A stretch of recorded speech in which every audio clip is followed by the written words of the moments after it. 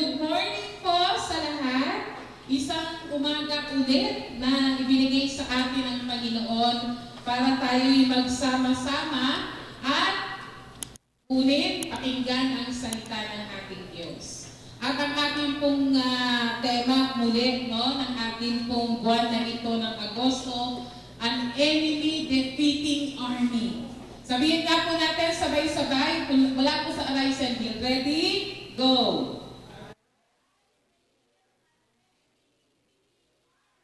Yan, mukhang makakapagtalo yung lakas ng boses nyo Ulit po, ready? Go!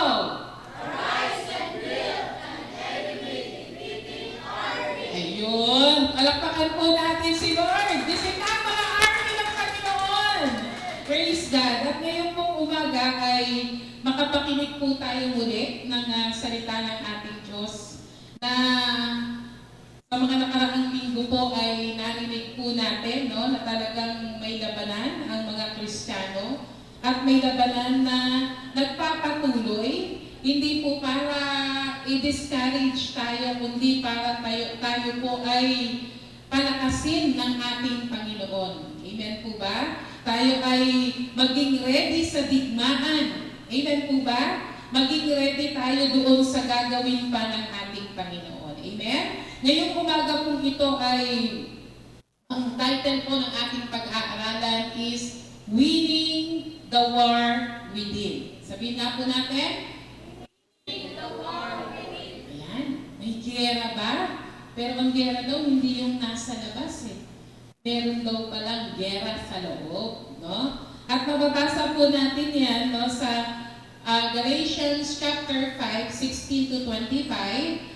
Ang suggestion ko po, ang maganda kapag tayo po'y nakikinig ng salita ng Diyos, syempre, bukod, mas maganda pa rin po na meron po tayong Biblia na in print, yan, papel, nasa papel, nababasa natin. At syempre, tayo po ay nagte-take down ng ating notes. At all throughout po ng ating pong pag-aaralan ng Galatians 5, 16 to 25 ay huwag po natin alisin yung pagkaka-mark po natin doon dahil babalik-balikan po natin yan.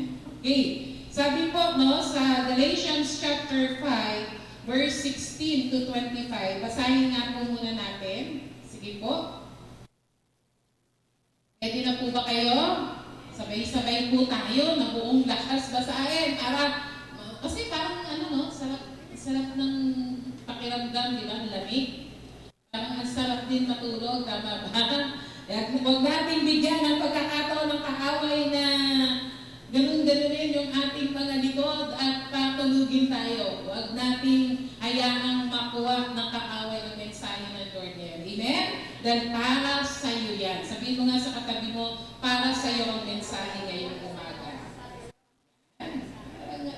Talaga sa atin yung mensahe ng Lord. Sige po, ready? Galatians 5:16 to 25. Ready, go.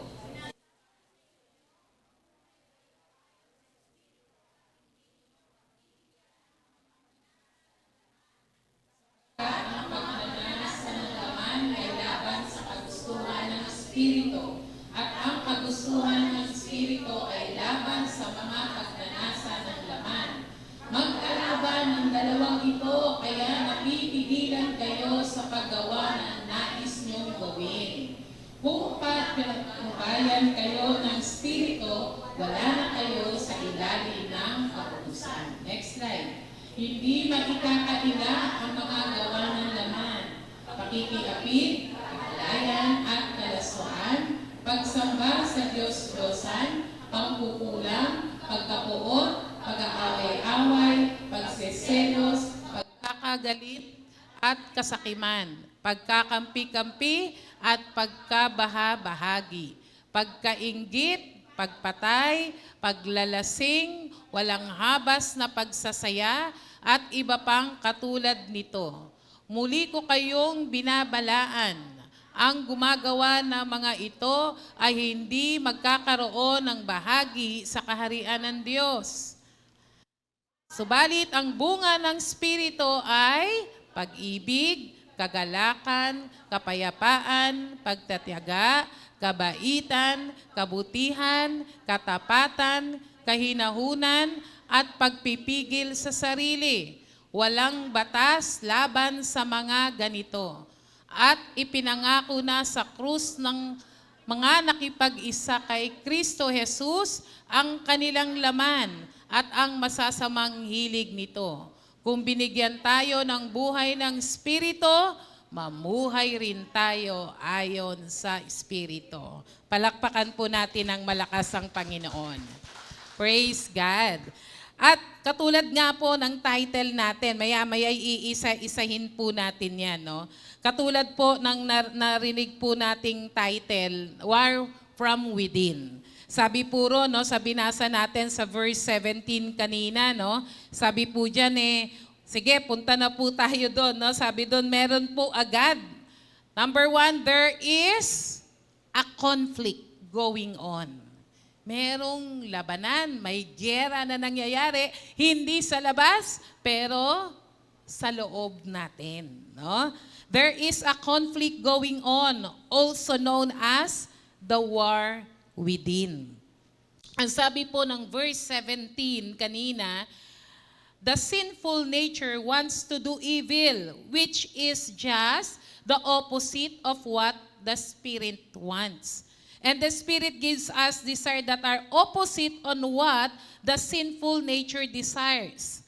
These two forces are constantly fighting each other. No? Sabi diyan. So you are not free to carry out your good intentions. Sabi po diyan sa verse 17 na binasa po natin, magkalaban, no? Sabi diyan, yung pagnanasa ng laman at yung laban sa kagustuhan ng Espiritu, yung gusto ng Espiritu, laban naman sa kagustuhan ng laman.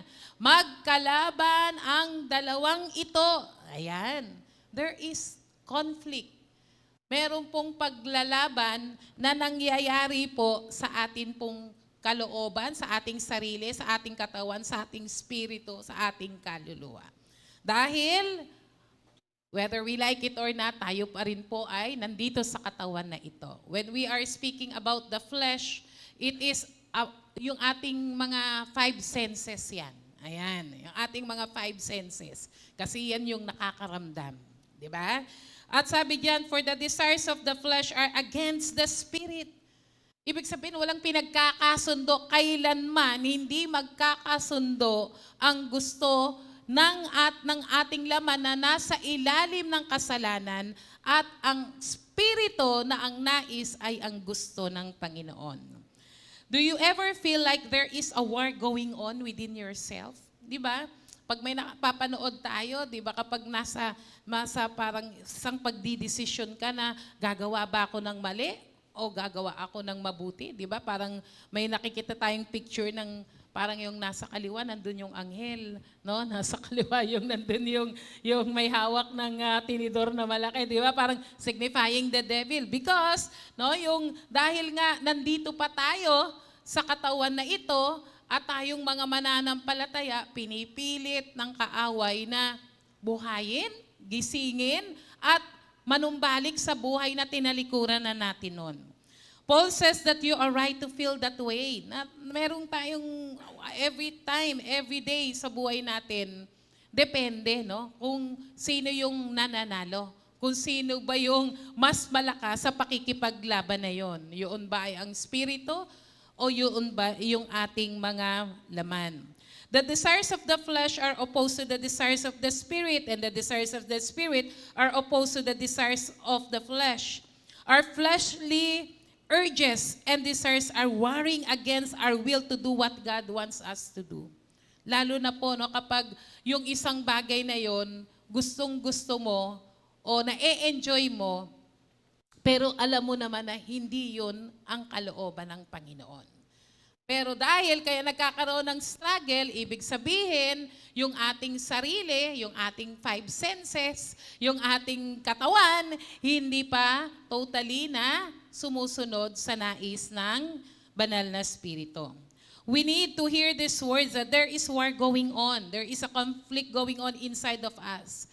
Napaka-importante din po na ma-realize natin that there is war within us. No, kasi kapag hindi natin nare-realize na, may paglalaban. Ito yung gusto ko, pero ang sinasabi ng Banal na Espiritu, ito yung tama. Yung sinasabi ng Banal na Espiritu, ito yung gawin mo, pero iba yung ginugusto mong gawin. No? Kasi nga, nag-aaway sila. Kaya dapat yung choice natin, yung pagpili natin, kung sino ang dapat piliin nating manalo sa labanan na yan sa ating sarili, ay mangyayari lamang yan, magdedepende yan kung sino yung mas malakas. Ayan. Sino ba, kumbaga, di ba? Parang parehong elements yan, parehong forces. Depende kung sino yung mas pinapakain mo, siya ang lalakas. If you are, I'm speaking, no, yung pag pinag-usapan po natin yung flesh, this is the sinful desires. Amen po? Baka hindi nyo na po pakainin yung sarili nyo kasi, baka hindi na kayo mag-breakfast, lunch, dinner.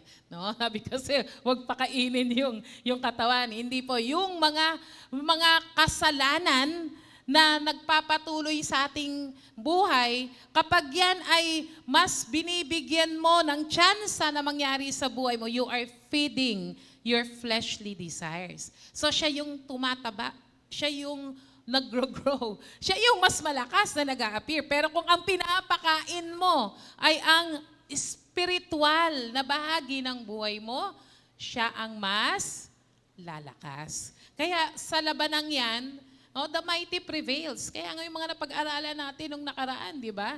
Bagamat kahit tinuruan tayo, paano tayo maghahanda sa labanan, no? Yung mga nakakasalumuhan natin, what's going around us, our family, no? Gawa ng kaawayan. We're not fighting against flesh and blood. Ibig sabihin, hindi tao, spiritual ang ating labanan.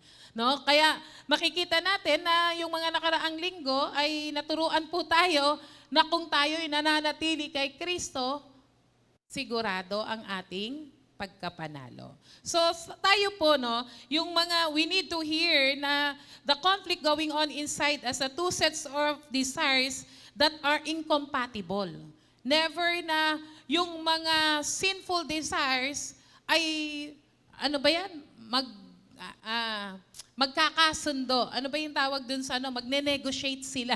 No? Hindi pwedeng magne-negotiate sila at meet at the middle. Di ba na, compromise. Ayan, may compromise sila na, magkasundo tayo dito ha. Yung fleshly desires, yung sinful desires ko, pwede pa rin. Then at the same time, born again ako. Walang ganun po. No? Talagang they are incompatible. These two sets of desire does not exist peacefully with each other. Sa ating pong katawan, sa ating kalooban, sa ating kaisipan, nagyegyera araw-araw, may gyera po dyan. Kaya nga dapat ang mga Kristiyano hindi bibitaw na palakasin ang spiritual na bahagi ng kanilang buhay para laging mananalo ang espiritu laban sa kasalanan. Nakukuha po ba natin? Kasi hindi pwedeng, peace treaty tayo. Yan, di ba? O ano ba yun? Ceasefire. Walang ganun po. Na everyday, kailangan siguraduhin nating mananalo po ang banal na spirito sa buhay po natin. It is important to see this war. We are not in a passive situation. There is a conflict going on. And one of the problems we face is that we try to make these desires work together. Ayan daw. No, na kapag hindi kasi natin na-realize na hindi pwedeng mag-coexist and they cannot live in peace na yung ating sinful desires at ang nais ng Santong Espiritu, ibig sabihin, pag hindi natin alam yon, hinahayaan nating nabubuhay tayo na kalahati o basta partly sinful and partly spirit. So yan na lumalabas na yung Kristiyano nga, umaattend ng church o sabihin nating na born again, pero nananatili sa buhay ng kasalanan. We try to work them together. Kaya nga sabi, no, for these things opposed to each other and they cannot work together. At kapag ganon nangyari sa isang Kristiyano, that we are trying to make them work together na hindi naman talaga pwede. Dahil sabi ng verse 17, merong labanan na nangyayari. Magkalaban ang dalawang ito. Ano pong mangyayari? Magiging miserable ang buhay ng isang Kristiyano. Mahihirapan ka. there is that struggle. Kaya yung growth mabagal at hindi nakikita yung bunga na ikaw ay isang mananampalataya. Next, so after realizing and we are aware of the ongoing conflict, nandyan po yan, lagi. Nagkakaunawaan po ba tayo? Nandyan yan. Born again tayo, pero since tayo ay nabubuhay pa rin sa mundong ito and we are living dito sa ating mga laman, pero hindi na nga meron, sabi nga dyan, pero kayang talunin no, ng Espiritu ang mga gawa ng ating mga laman. Ikalawa, living a life in the flesh, ayan na, will lead to spiritual disaster. Kaya nga doon, if there is that conflict, and pag hinayaan nating mabuhay tayo sa buhay ng sinful desires natin, sabi niya, that will lead you to spiritual disaster. Also known as the flesh life. Balikan lang po natin ulit, no? The flesh is opposed to the spirit. Sabi ng verse 17 kanina, no? Kaya balik-balikan po natin yung Galatians 5:16 to 25. Sabi diyan, verse 17, sapagkat, no? Ang pagnanasa ng laman ay laban sa kagustuhan ng Espiritu at ang kagustuhan ng Espiritu ay laban sa pagnanasa ng laman. Magkalaban ang dalawang ito, kaya napipigilan tayong sa paggawa ng nais ninyong gawin. Dahil kailanman ang ating mga sinful desires, ang mga gusto natin na taliwas sa nais ng Panginoon ay laging opposed in the Spirit. There is a warfare going on. The flesh seeks to hinder our prayer life. Yung flesh seeks to hinder our study, our witnessing, our faithfulness, our obedience. Kaya mapapansin natin ngayon pa lang at this point, no, ma-check na natin what side of my life sa Galatians chapter 5:16 to 25. Ano bang mas malakas sa klase ng pamumuhay ko ngayon? Yung fleshly life ko, living in my sinful desires, o living on what the Spirit wants me to do? Dahil ang trabaho ng demonyo, ng kaaway ni Satanas, ay pigilan tayong lumapit sa Panginoon, pigilan tayong lumago sa ating Diyos, pigilan tayo ng isang mas magandang relasyon sa ating Lord, at syempre, after nyan, pigilan ang mga pagpapalang nararapat para sa mga Kristiyano. Amen? Kaya tingnan natin, ang ating prayer life, tayo po ba'y nakakapagbigay constantly, everyday, ng ating buhay para sa pananalangin? Tayo po ba'y may panahon para manalangin? Again, ang prayer po ay hindi lang po ito paghingi, pero tama po yun, na kapag tayo po may pangangailangan, humingi tayo kay Lord, lumapit tayo sa Lord, kailangan natin ng tulong, lapit tayo sa Lord. But first and foremost, our prayer is connecting with God. Amen? Kailangan mong makakonect sa panahon ngayon ng internet, sa panahon ngayon na digital. Kapag naubos ang load mo, di ba? Paano ng buhay? Walang load. Walang data. Di mo ba? Paano pa yun? Sa personal nating buhay, baka hindi tayo connected. No? Baka run out of data na. Run out of connection. So, ibig sabihin, kapag naahadlangan ang ating panahon, ang ating buhay sa regular at constant na prayer, baka tayo po wala doon sa spiritual na pamumuhay natin dapat. Dahil ang trabaho ng kaaway ay pigilan po talaga tayo na tayo ay manatili, no? Mamanalangin. Ano po yan? Ito po yung mga, paulit-ulit po ito nating naririnig. Di po ba? Sabi diyan, tayo po ay pinipigilan, no? Sa atin pong study, ang ating quiet time. Nung nakaraan nabanggit po na tayo po dapat ay sa simula ng araw o during the day o kung araw na itinakda nyo, sana po no, yung specific. Kasi habit yan di po ba? Ang habit kailangan paulit-ulit mong ginagawa para you do it without pain. Tama po ba? Di ba kapag naging habit na yan, no, automatic na yan na nagagawa sa iyo eh. So, tayo po ba'y nagbibigay ng panahon para kunin natin ang ating Biblia at bulay-bulayan ang salita ng Diyos? Amen? Yung mga napag-aaralan po natin dito, may mga verses. Do you take time to study? Dahil dito, 40 minutes lang po eh. 45 minutes, sa dami ng mga reference verses. Di naman natin po lahat nakukuha yan eh. Kaya nga ang mga taga-Berea, pagtapos magturo ni Paul, anong gagawin po nila? Pag uwi nila sa bahay, they see to it kung yung sinasabi nga ba ni Pablo ay nasa Biblia. Di po ba? So kapag nahihinder yung hunger natin for the Word of God, ibig sabihin, nandito po tayo, no? Sa fleshly life. Ano pa po, no? Yung ating faithfulness, yung witnessing, yung obedience. Kasi kailangan po yan eh, di ba?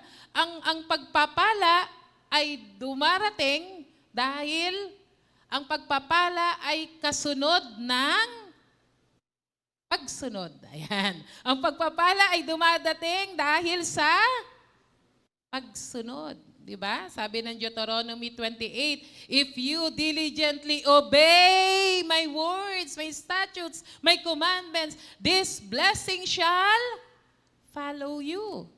Andyan po ba kayo? May kulang ba? May mga parang maganit yung pagpapalang, dating ng pagpapala. Kapatid, baka ito yun. Hinahadlangan ng kaaway.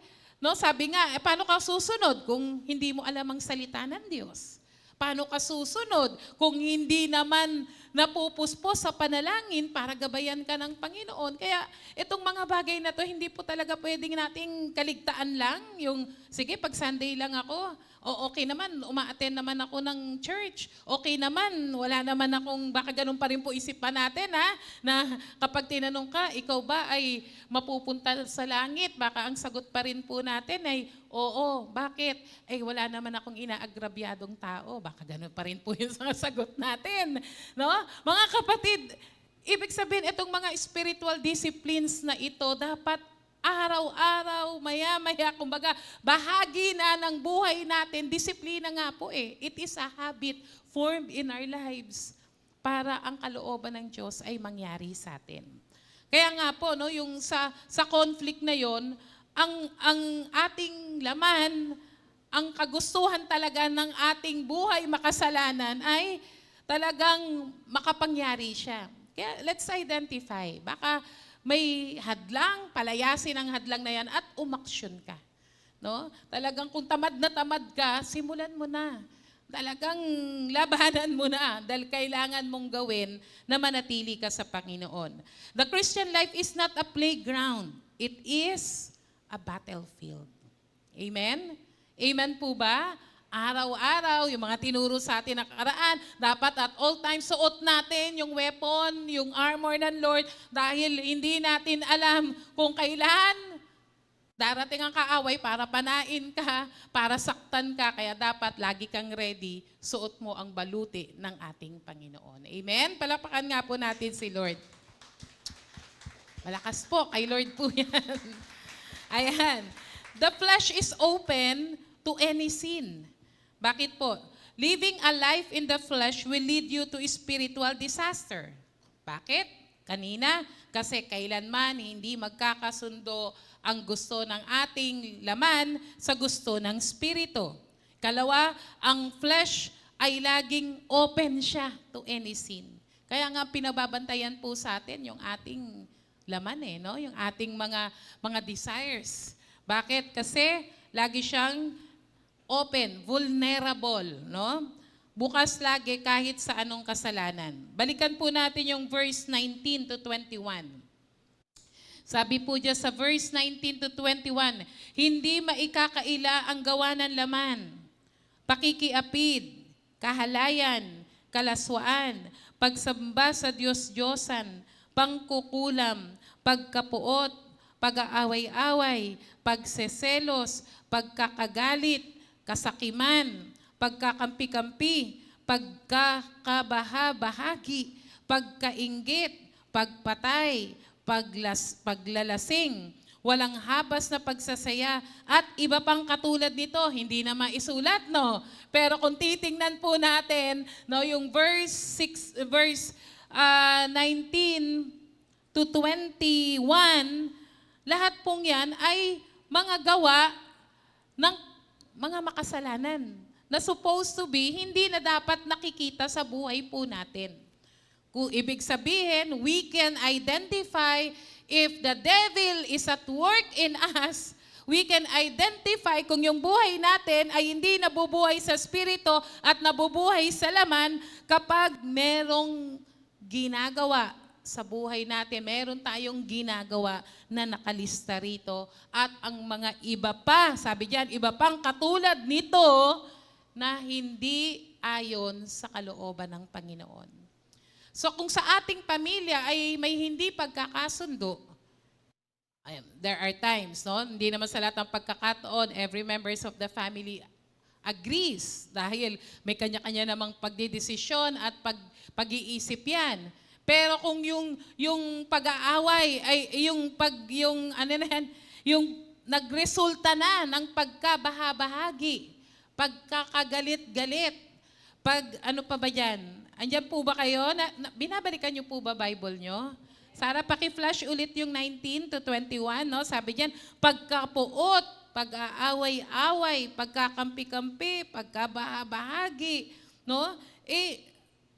Ano dapat yon? Red light na. Dapat gumaganong-ganon na yung red light natin. Gawa to ng kaaway. Hindi dapat to nangyayari sa aming pamilya. Andiyan po ba kayo?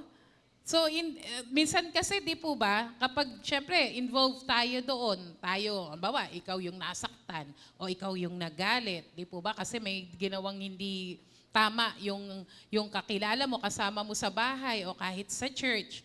Di syempre, parang, gina-justify natin yung, syempre, nasaktan ako eh. Mali naman talaga yung ginawa niya. Pero, kapag inalaw po natin na mas manatili, no, yung ganyang pag-aaway-alaway, pagkakagalit-galit, pagkakampi-kampi, pagkabahabahagi, mas lalong tumitindi, nananalo ang kaaway at disaster ang kapupuntahan.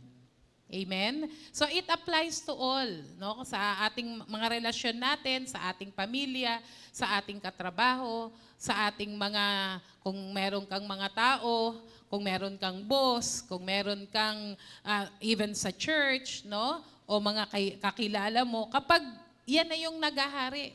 May part nga rito, pangkukulam eh, no? Sabi ko, may pangkukulam ba? Ba't ba nagkakaroon ng pangkukulam? No, actually, witchcraft talaga yon. Pero usually, pagkainggit yan, pinanggalingan, o pagseselos, di po ba? Kasi ano na siya eh, di ba? Magalit ka lang, ang dami ng tumutubong. Di ba? Sabi yung demonyo ng galit, lika nga, dito, demonyo ng ng pagkakampi-kampi, punta ka rito. Alika, demonyo ng di po ba? Andiyan po ba kayo? So, dapat aware na tayo dun. Palayasin na natin at pa-fix na natin kay Lord yung heart natin. Hindi madali, lalo na kung ikaw yung, di ba, yung affected person, ikaw yung nasaktan, ikaw yung agrabyado, hindi madali. Pero, let's allow the Lord to take control and to take over, no, yung ano man yung nararamdaman natin. Maging honest tayo sa Lord. Lord, etong ginawa ng taong ito, mali po ito, hindi ko talaga matanggap eh. No? Hindi rin naman madali na overtime, pagkatulog mo, tapos na. Pero hindi mo hahayaan ang kaaway na magdala pa ng another kampunya para maging disastrous ang buhay mo. Amen? Dahil ang ating katawan, ang ating isipan, ang ating laman, open yan sa lahat ng kasalanan na pwede niyang dalhin sa buhay natin. Kaya mga kapatid, kailangan maging maingat po tayo. Man is capable of anything that can be imagined and much that cannot. Sabi po dyan, never say it will never happen to me. Maging maingat din po tayo, no? Ang kayabangan, maraming na maraming nararating, no? Akala natin okay magyabang. Sabi nga no, nag-exert si Aldrin ba kanina, no? Yung ano 'yon, humble yourselves before the Lord. And in due time, no, ikaw ay itataas ng Panginoon. Baka kasi hindi very subtle kasi, no, yung hindi mo napapansin na yumayabang ka na pala, 'di ba? Na ikaw ay nagiging authoritative na, no? Nag-i-insist ka ng power mo. Andiyan po ba kayo? Hindi lang yan sa mga boss, ha? Ibig sabihin, halimbawa, ikaw ay isang magulang. Di po ba? O ikaw ay, there are people under you, or you can exercise power over a person. Tingnan po natin. Di po ba? Kaya, maging maingat po tayo. Si Pedro, naalala niyo po ba? Sabi ni Pedro sa Matthew 26:33-34, sabi niya, Lord, iwan ka man ng lahat ng tao, ako hindi kita iiwan. Sabi niyang ganon. Pero sinaway siya ng Lord. Ano sabi ng Lord? Pedro, sinasabi ko sa iyo, bago tumilaok ang manok ng 3 beses, na ipagkaila mo na ako ng 3 beses. Di po ba? Minsan ganon ako, hindi mangyayari sa akin yan. No? Even si David, sa 2 Samuel chapter 11, 1-15, a heart after God's own heart. 'Di ba? Talagang idol nga natin si David. Pero bakit sinusulat ng Bible yung mga downfall ng mga taong ito? Para ma-realize natin, hindi para sabihin na hindi para i-justify natin si David nga nagkakasala, ako pa, no? Hindi naman nangangahulugang di po tayo nagkakasala, pero ang sinasabi lang doon, even the strongest person sa Bible o yung mga talagang kilala at mababait na tao, kapag hinayaan nila na mas higit na mamayani o maging malakas ang kanilang laman kaysa sa spirito, hindi nakakapag-exercise ang kanilang spirit, ibig sabihin, mas lumalakas ang laman. Kaya yung mga panahon na yon, di ba?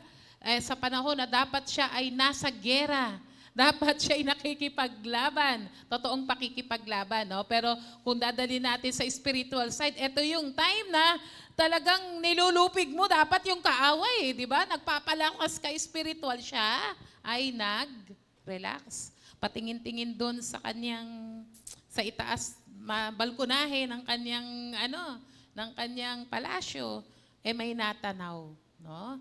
Si Bathsheba. And we know na yung mga sumunod na pangyayari, di ba? Hindi lang yung mata ang nagkasala, nasundan na yon ng sumunod na mga pagpaplano, pinatawag yung kanyang asawa ni Bathsheba, si Uriah, tapos gumawa siya ng mga plano na para hindi malata ang kanyang relasyon, pero nag-fail yun, para nag-commit na ng adultery, nag-commit pa ng murder. Bakit? Kasi inutusan niya yung pinakapinuno ng kawal, sabi doon, ilagay mo si Uriah sa first part of the battle, sa unahan ng gera, para sigurado, tigok na, no? Di po ba? So, kung titingnan po natin, tayo pa. Di po ba? Wala po kasi sa no? Kaya nga, maging maingat po tayo. Wala po yan sa posisyon, pastor ka man, leader ka man. Pare-pareho po tayo dapat nagpapalakas sa ating spiritual na pamumuhay. Dahil may gera na nangyayari araw-araw sa ating laman versus the spirit, kaya dapat ang palakasin ay ang ating mga espiritu. Amen? Letter C, the flesh is ordained to judgment. Tandaan po natin,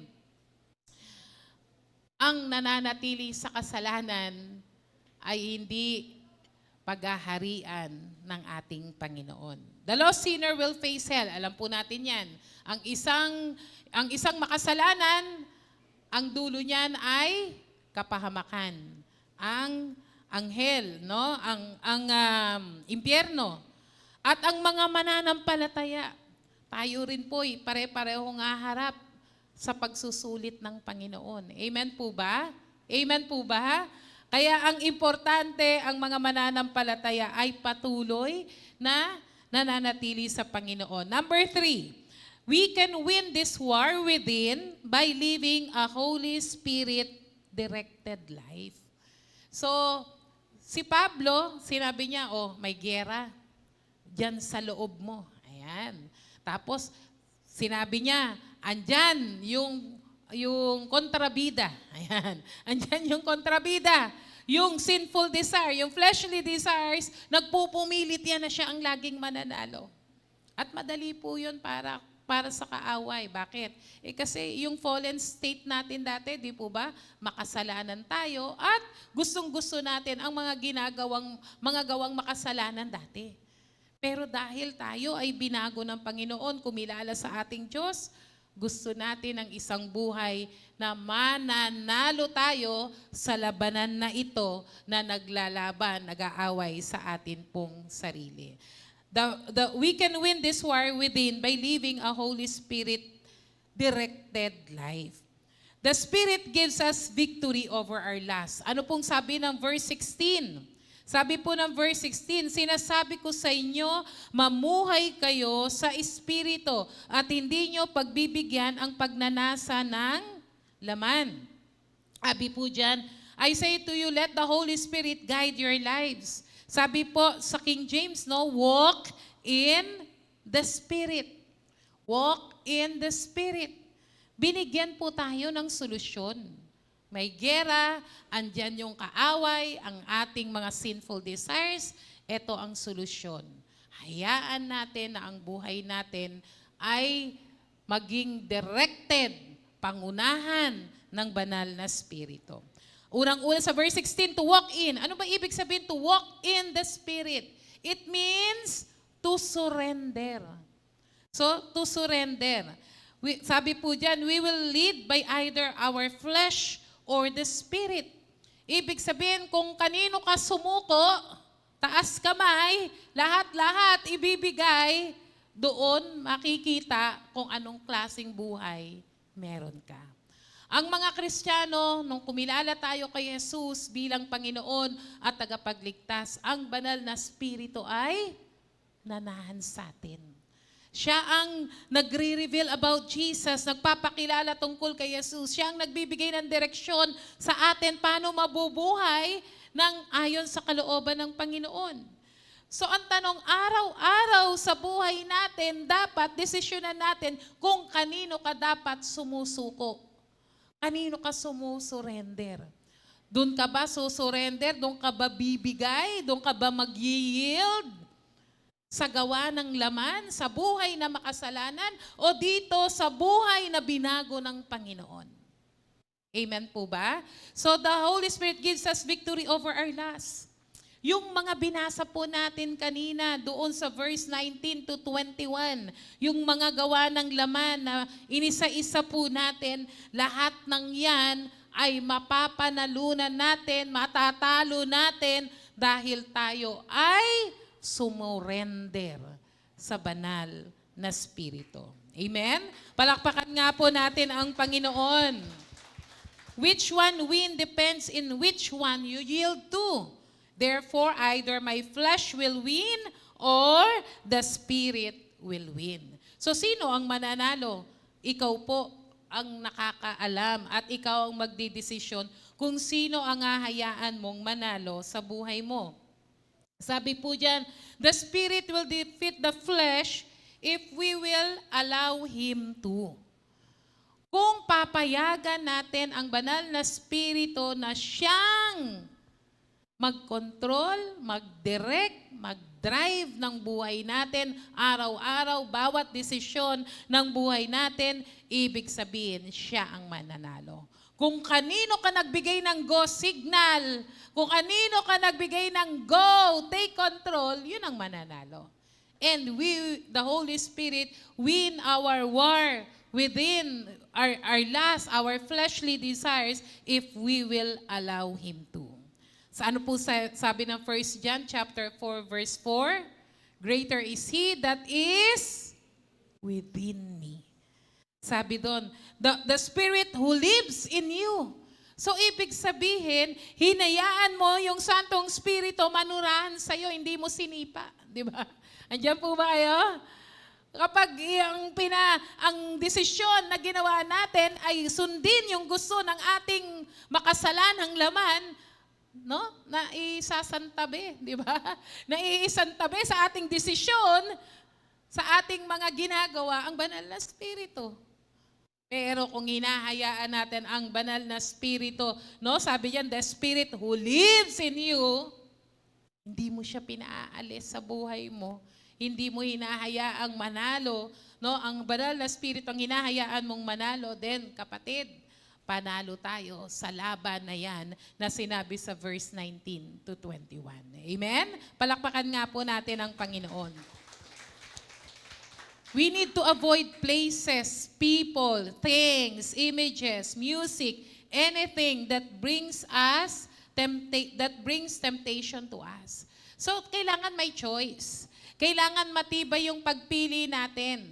Na kung alam natin yung mga bagay na pinupuntahan natin, mga taong kinakausap natin, mga bagay na meron tayo, mga bagay na pinanonood, nakikita, naririnig, nahahawakan, mga pinakikinggan nating music, kung ang mga yan ay mas lalong magpapalayo sa'yo para ang banal na Espiritu ang mag-control ng buhay mo, kapatid, avoid these things. Amen po? So, pwede na nating i-check din yung buhay natin. Ano bang kumakain ng oras ko? Ano ba yung mga bagay na ginagawa ko na nauubos ang oras ko na walang saysay? Na mas lalo lang nagpapainit ng ulo mo. Mas lalo lang na nakakapagsalita ka ng di tama. No? Sabi nga raw, mga Pilipino, ano ba yun? Average ng 5 oras yata ang nai-spend ng mga Pilipino sa Facebook. Hindi naman isang 5 oras. Ibig sabihin, pag pinagsama-sama sa isang 24 hours, no? Alam nyo, ang tindi ng kahit nga halimbawa, dito po, no, nandito yung Bible. Di ba? Mag-scroll-scroll ka dyan. Maya-maya sabi mo, tingnan ko nga kung may nag-text. Di ba? Quiet time ka. Ay, tumunog. Uy, may nag-message. Di po ba? Andiyan po ba kayo? Hindi ko naman po sinasabing masama na nandito po yung Bible sa app natin or ano. Pero tingnan natin kung what's eating up our time na walang katuturan. Di po ba? Andiyan po ba kayo? So, hindi ko sinabing 24 hours kayo magbasa ng Bible, but yung mga bagay, sabi nga ni Pablo, no, lahat ng bagay pwede niyong gawin, pero hindi lahat may pakinabang. Amen? Hindi talaga sinasaklawan yung ating gusto. Pero kung gusto mo ng hindi miserableng buhay, hayaan natin na ang banal na Espiritu. Piliin natin siya na siya ang mag-control ng buhay natin. Amen? If we mess around it, we will give into it. Napapansin mo na, kaya nga diba, yung buhay ni Lot, dati, pinili niya lang. So there's a choice. Pinili niya yung lugar na malapit lang sa Sodom at Gomora. Susunod na mga kwento, andun na siya sa gate. Susunod na kwento, andun na siya sa loob. Susunod na kwento, leader na siya, parang council of leader na siya. Di ba? Parang ganun eh. Kasi if we will, di ba sabi nga, pag inayaan mong minsan, di ba, sabi nga, medyo malupit, di ba? Kung ang sabi sa Bible, kung ang kamay mo ang nagiging dahilan para magkasala ka, putulin yung kamay mo o tanggalin yung mata mo. Hindi naman yun the gross way of, pero kumbaga yun yung, ano ba tawag yan? Yung kanilang metaphor of the way of saying things para bigyan lang ng emphasis na OA, no? Overacting yung pagkakasabi. Pero sinasabi na kahit yung bagay na pinakamahalaga sa iyo, kung yan ang maglalayo sa iyo sa Panginoon, kapatid, I will tell you, God had the best alternative and option for you. Palakpakan nga po natin ang Panginoon. Tingnan po natin. Hindi mo dapat panghinayangan na bitawan ang bagay na nagpapalayo sa iyo sa Panginoon, kahit sabihin mong malaki yung pakinabang mo ron, kapag pinili mo si Lord at alam mo yun yung gusto ng Panginoon, sobra-sobra pa ang kayang ipalit ng Lord. Amen? Praise God. The Spirit gives us victory over the law. Ano po sabi ng verse 18? Sabi po ng verse 18 diyan, no? Sabi diyan, sapagkat kung pinapatnubayan kayo ng Espiritu, wala na kayo sa ilalim ng kautusan. So kapag inaayaan po pala natin na ang banal na Espiritu, yung mag-drive ng buhay natin, yung law ni Moses, hindi po sinasabing hindi na tayo susunod dun what is written in the Bible, pero yung 'di ba yung tapat-tapat, 'di ba kapag ito di mo ginawa, ito yung parusa. Pag ito hindi mo ginawa, ito yung parusa. Nagegets niyo po ba? Yung condemnation ng law na ipinapatupad ron sa libro ni Moses, pinalaya na po tayo. Amen? Amen po ba? The Spirit gives us victory over the law and the Spirit gives us victory over this life. Bakit po? Ano po sabi ng verse 22 to 25? Pakibasa nga, next slide, 22 to 25 nga, Tisara. Sabi po diyan, subalit, ayan, sabay-sabay po nating basahin. Ready, go.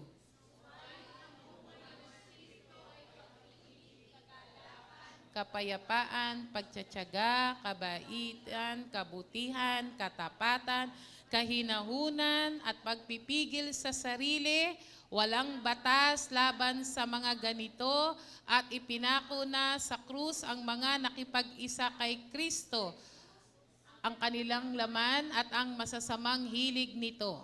Kung binigyan tayo ng buhay ng Espiritu, mamumuhay rin tayo ayon sa Espiritu. The Spirit gives us victory over this life. Bakit? Sabi doon, the works, yung sa 19 to 21, the works of the flesh. Ibig sabihin, evident, manifested. Pag tayo'y nabubuhay sa kasalanan, kahit anong tago natin, makikita yan. Kahit hindi mo na sabihin, makikita ang resulta niyan sa buhay. Pero, ang banal na Espiritu, kung tayo'y nabubuhay ayon sa banal na Espiritu, di ba? Kung ginawa natin yung verse 16, walk in the Spirit. Surrender to the Holy Spirit. Be yielded to the Holy Spirit. Ano po ang sabi diyan? May bunga. Ang bunga ay, no, sabi diyan, yung binasa po natin kanina. The fruit is the natural result of abiding in the vine. Automatically, makikita sa buhay natin ang bunga ng Santong Espiritu. Sabi diyan, pag-ibig, kagalakan, sabi diyan, love, joy, peace, long-suffering, gentleness, goodness, faith, meekness, and temperance. Makikita po natin, sabi po diyan, the fruit of the Spirit. Natanong nyo na po ba yung fruit of the Spirit? Walang letter S. Walang letter S. No? Kasi isa lang. They come together. Without the one, yung iba, wala din. Gets po ba natin? Sabi naman po ng ibang nag-commentary, without love, everything hindi magbubunga yon. Amen po ba? So, checklist ulit. Kanina, checklist ng works of the flesh. Ito, checklist ng works na fruit of the Spirit. Kaya dapat tingnan po natin ang ating buhay. Araw-araw, ipapanalo tayo ng Santong Espiritu. Palakpakan po natin ang Panginoon. Tumayo po tayong lahat. Praise God. Kapatid, there is war within. Araw-araw sa buhay natin meron yan. Pero kung araw-araw rin ayaw mong manalo ang gawa ng laman o kasalanan sa buhay natin, ang mas palakasin natin. Yes, exercise is good for us, ng ating physical na katawan. Tama lang po yan para tayo mabuhay layo sa sakit, karamdaman, at para mabuhay ng matagal.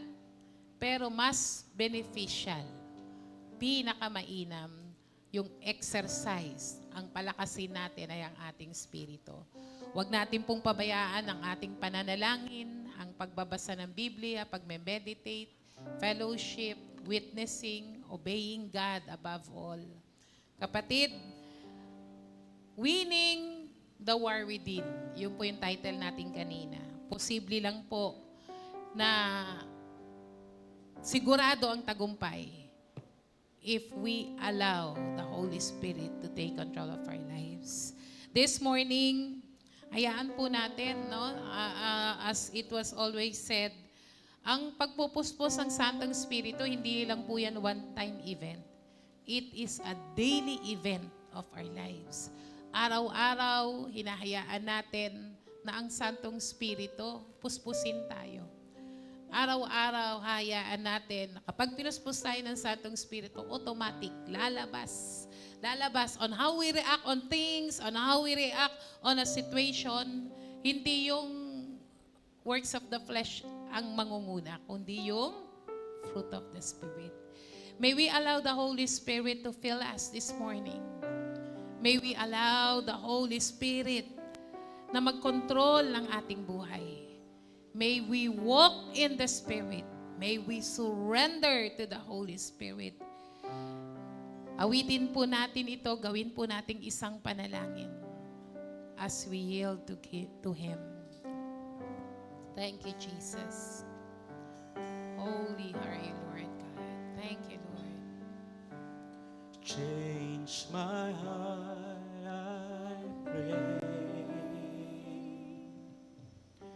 Steer my heart again to pray. Blessed Holy Spirit,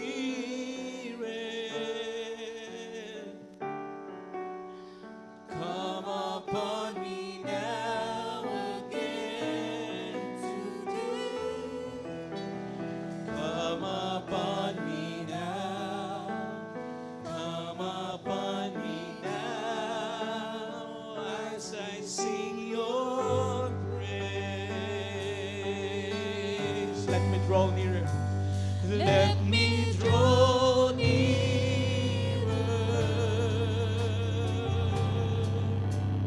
Let me draw nearer.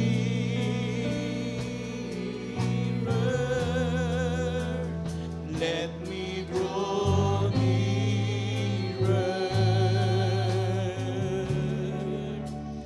Nearer to you.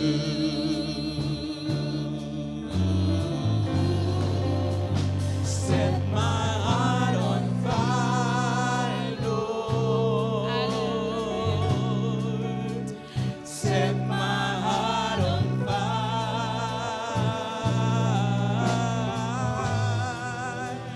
Set my heart on fire as I grow nearer, nearer. Everybody sing it again. Change my heart. Let's yield to the Lord. Thank you, Jesus. Change my heart, I pray. Steer my heart again to pray. Blessed Holy Spirit,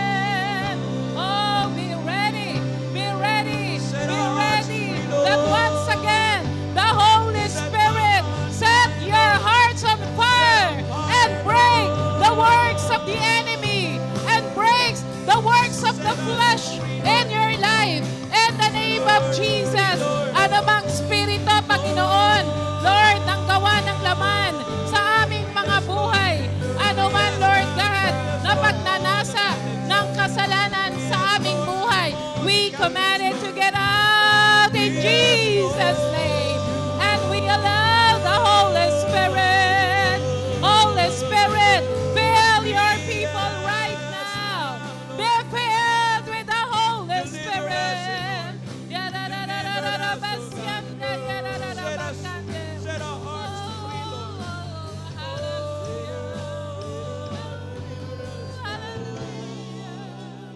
Glory, glory, glory, glory.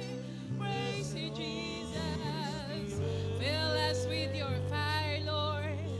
Fill us with your fire, oh God. In the name of Jesus, be filled with the Holy Spirit. Surrender everything to the Lord. Let us all walk in the Spirit. Let us all be surrendered and yield to the Holy Spirit as we allow the Holy Spirit to take over us and set our hearts on fire again to the Lord. And we disallow the works of the flesh out of us. And Father, in the name of Jesus, hallelujah. Panginoon, tuturuan mo kami, O Diyos, araw-araw hanapin ka sa pananalangin, sa iyong salita. Araw-araw susundin ka namin, Panginoon. Hayaan mo po, araw-araw mananalo ang banal na Espiritu sa aming buhay. Na hindi namin nahayaan ang gawa ng kaaway, ang gawa ng laman, ang buhay na makasalanan na manumbalik sa aming buhay dahil kami yung tinubos, kami yung binago, at kami yung pinuspos ng Santong Espiritu. And we win this war, O God, dahil Ikaw, O Diyos, ang araw-araw naming pipiliin, palalakasin, Panginoon, sa aming buhay. Allow us every day, Lord, to surrender to the Holy Spirit, not to yield to the works of our flesh. Lord, kung kami nakakaharap ng sitwasyon na parang gusto naming gawin yung gawa ng mga hindi pa kumikilala sa iyo, Panginoon, mas piliin namin, Panginoon, ang gawa, ang bunga ng Santong Espiritu sa aming buhay. Hindi namin kakayanin ng kami lang, pero Lord, kung ang buhay namin araw-araw sinusurrender sa iyo, sa banal na Espiritu, kakayanin namin. Dahil ang magdidesisyon ay ang buhay na nasa ilalim ng Santong Espiritu. Thank you, Lord. Thank you, Lord. Maraming salamat. Hayaan mo, Lord, na ang buhay namin maging laging larawan mo. Laging makikita ang ilaw mo. Laging makikita ang asin ng sanlibutan sa buhay namin, Panginoon. Kung hahayaan namin na ang buhay namin ito'y laging nakasuko sa iyo. Panginoon, sa pangalan ni Jesus, ano man ang mga pangangailangan ng bawat isa ngayong umagang ito, Ikaw ang Diyos na napakabuti. Ikaw ang Diyos na mabait. Ikaw ang Diyos na tapat. Anumang mga pangangailangan na meron ng bawat isa'y iyong kinakatagpo po, O Diyos, sa araw na ito. Nagbibigay ka ng pagpapala, nagbibigay ka ng kagalingan, nagbibigay ka ng pabor, nagbibigay ka ng himala sa iyong mga anak. Kaya't ngayong umagang ito, tinatanggap po namin ang pagpapalang ng gagaling lamang sa iyo. Maraming pong salamat. Palakpakan po natin si Lord. To you all be the praises, to you all be the glory and honor. In Jesus' name, amen and amen.